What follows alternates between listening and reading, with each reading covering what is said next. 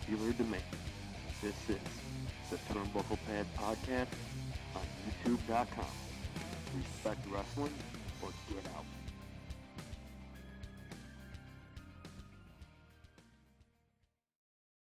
Boys and girls, I hope you slept well, because my guest today will leave you with nightmares. He's an old friend of mine. He was also a guest in Turnbucklepad Season 3. And it's great to have him come back to catch up with him and see where his wrestling career is taking him. I want you to welcome my guest, the dominant Punisher 747. Hey, what's up, Mike?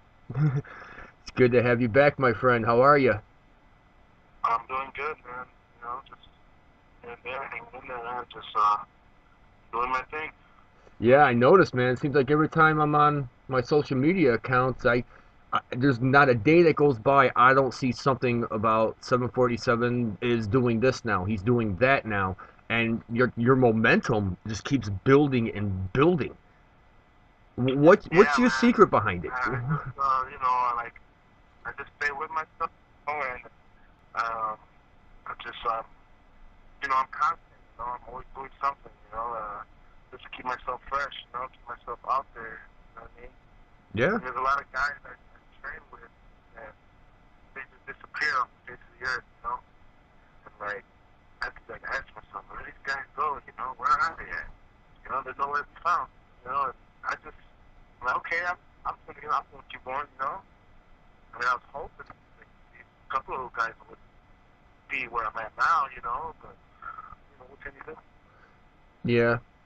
Now, let me ask you a question. When you started training and you came into the business, and looking at where you're at now, what were some of the things that you learned that you think a lot of these other guys need to learn?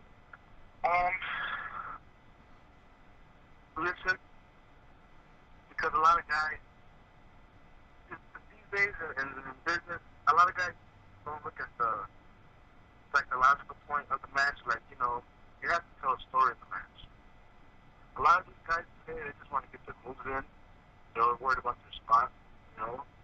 It's like a spot fest, and it's horrible. It's horrible. There's nobody looks at their story, nobody looks at their logic. And it's like if I was to work a small guy, like somebody that's like 2 times smaller than me, I have to tell the story. You know what I mean? How is he going to take down this monster? You know what I mean? Yeah.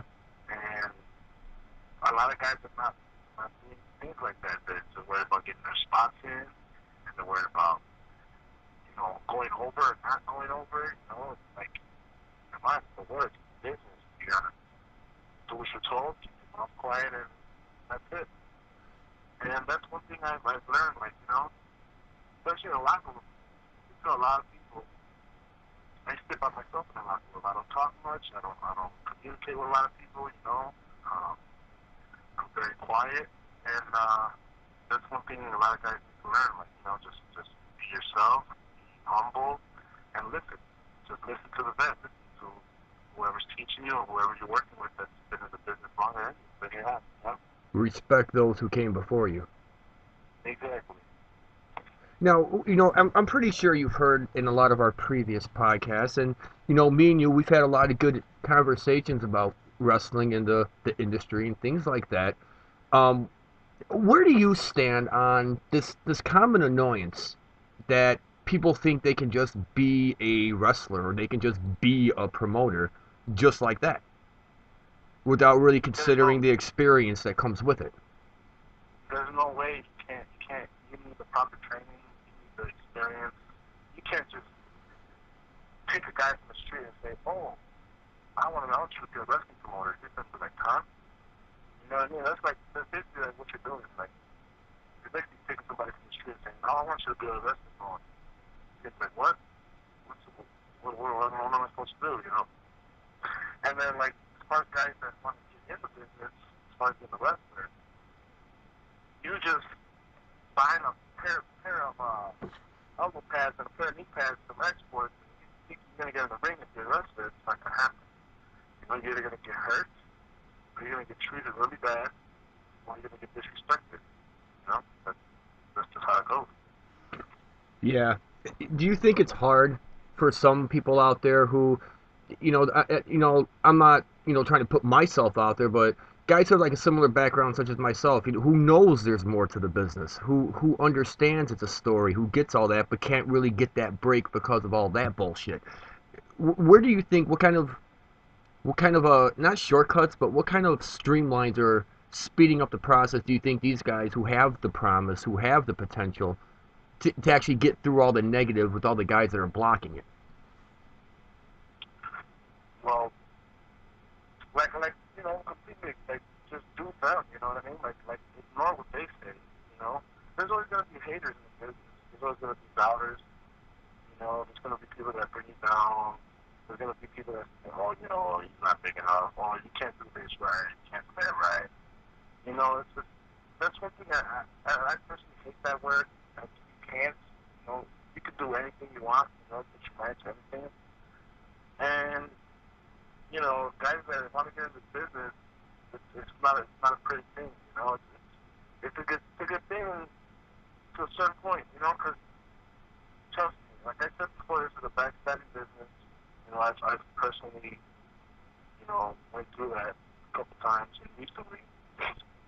So, they just gotta look at the bright side of the business, It's just, if anything comes like negative towards them, they just gotta just swerve around it. They gotta work with it. They gotta find a way to make it better for them.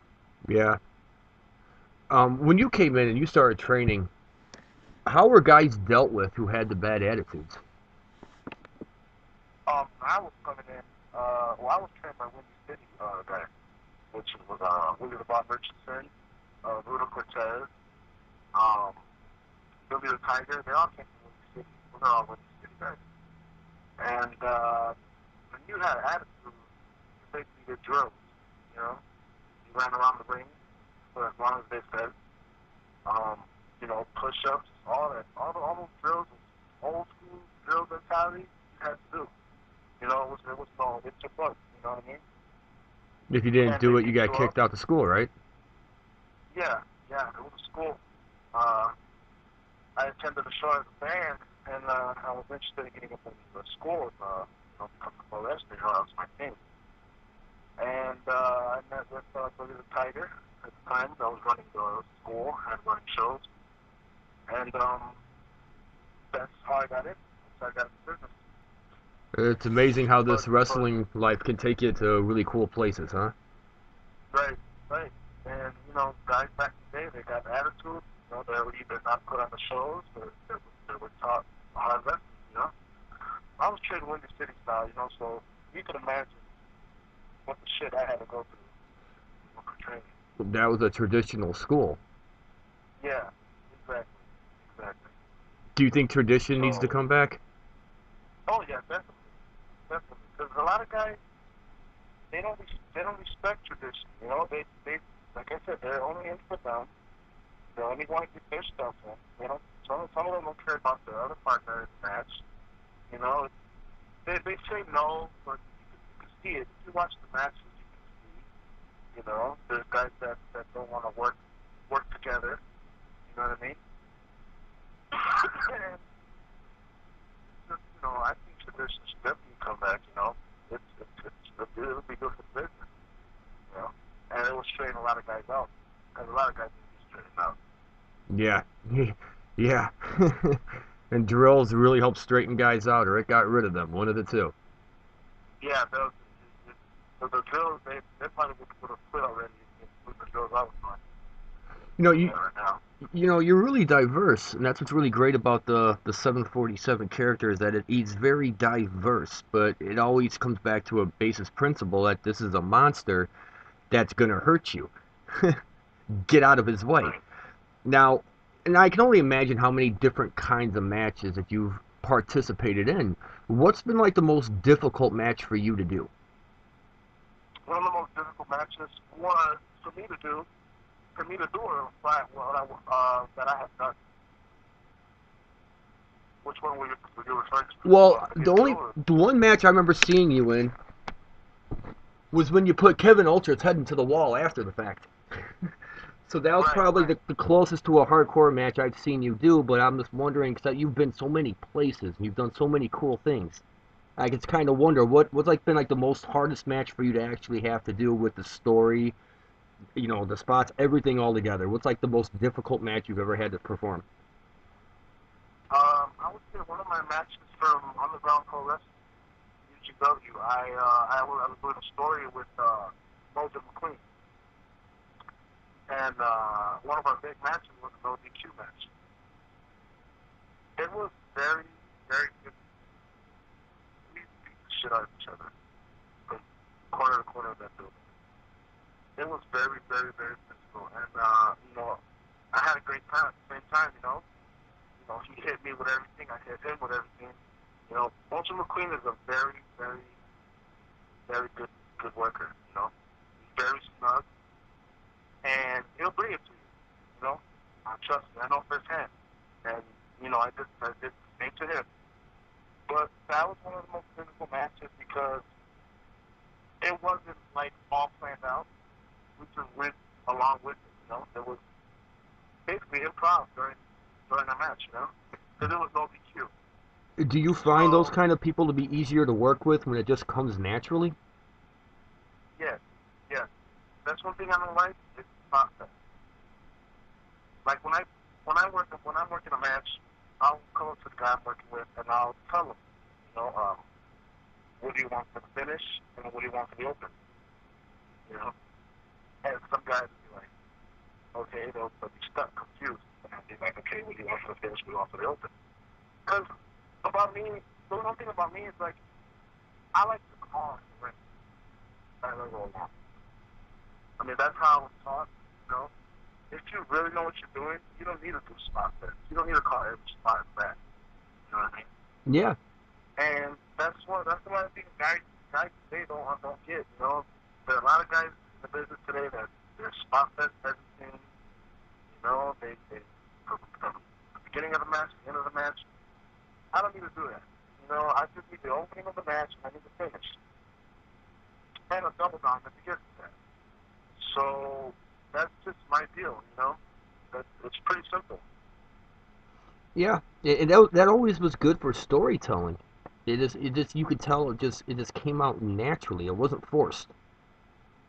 Right. Where do you think wrestling started taking I want to say a turn for the worse, but I don't think that's necessarily the right term for it. But it has gone downhill in some cases. Oh yeah, because you got everybody now every time they can hear in the business. You got guys in business that don't even look like workers. You know what I mean? Yeah, I can remember times. Yeah, and it's like, hey, is this guy gonna put effort into at least put some effort, to get that gimmick out or to get out? And it doesn't happen. You got guys coming in here looking like they just came out of the gym in shorts and gym shoes, Yeah, they don't really. And it's ridiculous. They don't look the part. No. At least look the part. At least have something that's going to make you look the part, Let people know you're serious about business and you want to be in the business, Yeah. But a lot of guys, they're just so good. They're half-assing and they just want to be in the ring because they want to be in the ring because they want to do what they see on TV, Yeah. Do you think it's part of the problem is not enough people coming in trying to be unique and doing something different? Right. What are some of the things that you bring to the table that fans may not know about that shows that the 747 character is unique? He is not anything like we've seen before. What do I bring to the table with that? Well, for my size, I'm pretty agile. I'm pretty quick, I mean, people don't expect that. They see a big guy walking out, he's a big guy, Once the bell rings, they're going to see me moving all over that ring, because I'm pretty quick, I'm pretty agile. I just, it's just a different character. This character is like, it's a symbolize of all the hate, all the negative that was brought to me, And it's like I'm returning it with all this pain, all this punishment to all those people that did to me, you know what I mean? And it's like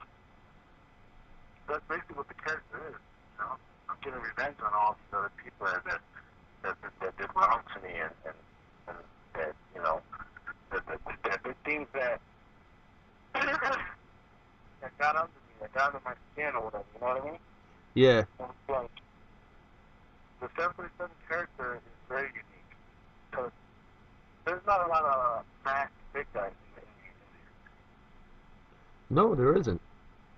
you know? You're very right about that. And you know, and it's like, I'm gonna, I heard the podcast, and I heard Darwin's podcast interview, and I really appreciate what he said. You know, I'm from one of the most underrated big men in this generation. And it's true because, I've been underutilized in so many places. It's just ridiculous, you know? Do you think that's the nature of the And beast, or that's on the promoter? I think either the promoter doesn't know what he's sees, or he just doesn't know what he's doing, you know? Because I think my gimmick and my character and my size would work very well for a story, you know? Yeah, And, it really would. yeah. And, like, that's the thing, I want to praise Balance for saying that, I really appreciate that. Appreciate those words. And, yeah, that's basically what it is, Yeah. That's basically a good character.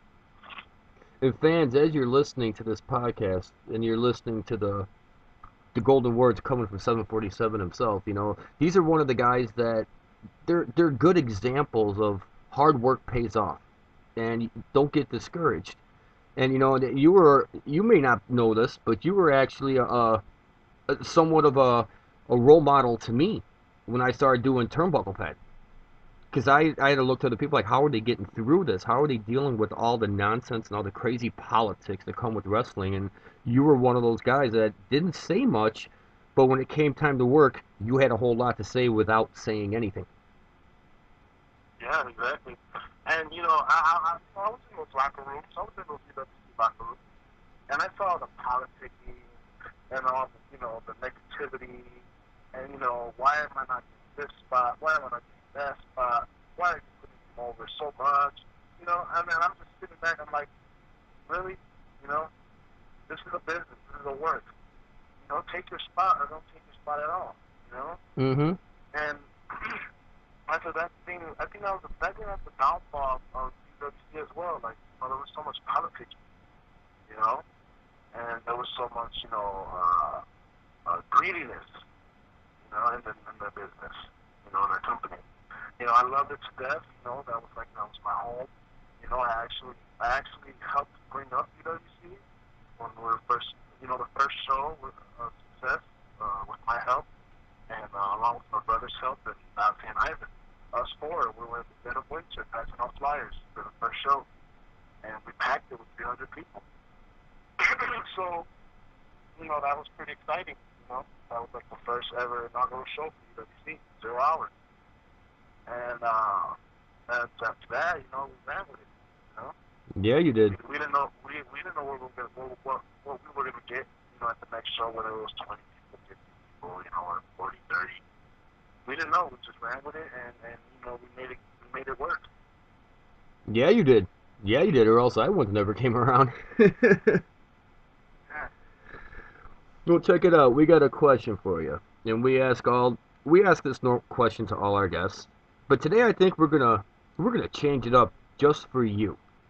And you mentioned UWC. What was your favorite time in there? My favorite time was when I would say when they bring in the writers, Eric Darwin. I mean, those guys give so much good direction. You know what I mean? Yeah. I mean, because before they were there, it was chaos. It was chaos. And, everybody wanted their own storylines. And there was no direction. There was no captain. You had Dante, but he could handle so much that, because I know Dante for years, Mm-hmm. and he could handle so much, you just get frustrated, and you just, leave me alone. So, like, the best time there was, like, when Aaron Darwin was there, it was fun, it was different, we had, like, direction. I know there's some guys that wouldn't agree with me because they were pushed the wrong way, or they were, like, told what to do a certain way, certain things, but these guys knew what they were doing, they're actors, they write, you know. And as far as that part of the business, they knew what they were doing, you know, as far as writing and storytelling and building characters, you know what I mean? And that was one of the best times that you ever see when Barrett and Darwin came aboard. You know, that was really fun. I really enjoyed that. I really enjoyed what they did for me. I really enjoyed what they built my character, you know, because, you know, it was pretty awesome. You know, they were building my character up, and I really appreciate what they did for me. It means a lot. Yeah, I never seen any bad work when it came to you. Never seen it, never heard anything negative. So fans, if you're going to take after someone, or you're going to look up to someone, guys like 747 here, they're good examples of guys to follow, guys to listen to. You can't listen to everybody, and I'm sure he might agree with me on that. Totally. Well, we got to wrap it up with you, buddy, but really, thanks again for stopping by the show and catching up with us for a little bit. It's been, what, almost 3-4 years? Problem, man. It's been a while. It's been, like, what, almost 3 years. Yeah. It's been a long time, but it goes to show, though. You know what I mean? Hard work does pay off if you follow the right people. Exactly. In the meantime, fans, I'm Mike Stover, and 747, if the fans want to find you, how can they find you? You can find me under Facebook, La Bestia de la Lucha Libre, which is the Beast of Pro Wrestling, or Punisher 747. You know, just type it up there in the search bar. Or on YouTube, you know, youtube.com/747. You can find my videos, find me on there, find me in action. My page on Facebook, you can find all the updates, upcoming shows, photos, upcoming matches, you know. And, yeah, and I have some merchandise coming out soon that I will be posting up. I will be letting everybody know on my Facebook page and my fan page. So, there you have it. Awesome. Fans, check this guy out. You won't be disappointed. In the meantime, I'm Mike Stover, your host of the Turnbucklepad Podcast. This has been 747. In the meantime, we're out.